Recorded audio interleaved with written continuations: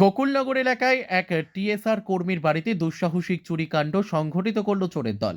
নগদ ৬০,০০০ টাকা সহ থেকে ৭ ভরি স্বর্ণালংকার নিয়ে চম্পট দিল চোরের দল। ঘটনা বিশালগড় থানার অন্তর্গত গোকুলনগর মধ্যপাড়া এলাকায় বলে জানা গেছে।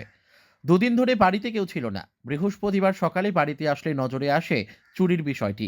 খবর দেওয়া হয় বিশালগড় থানায়। বিশালগড় থানার পুলিশ একটি মামলা নিয়ে তদন্ত শুরু করেছে। মালিকের নাম সঞ্জয় দেবনাথ। বাপের বাড়িতে গেছিলাম বেড়াইতে। তো আজকে সকালে আয়া দেখি তালা ভাঙা।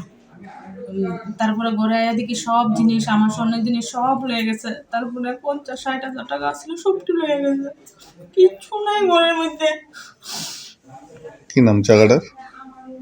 পূর্ব গোকুলনগর। পুলিশ আসছে ঘটনাস্থল। পুলিশ আছে। কি মনে হয় আপনাদের কে ঘটনা করতে পারে? অনেক কি কমু, চুরি করছে। অনেক আমি তো বাড়িতে আছিলাম না, অনেক কিতা কইতাম। কি কি নিছে বাড়ির থেকে?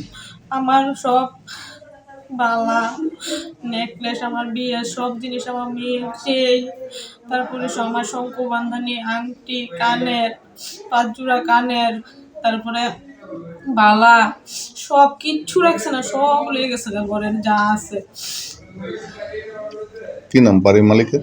সঞ্জয় দেবনাথ। কি করে জানে? টিএসআর। এই এলাকার যদি পুলিশের টহলদার থাকতো তাহলে কি এরকম ঘটনা ঘটতো?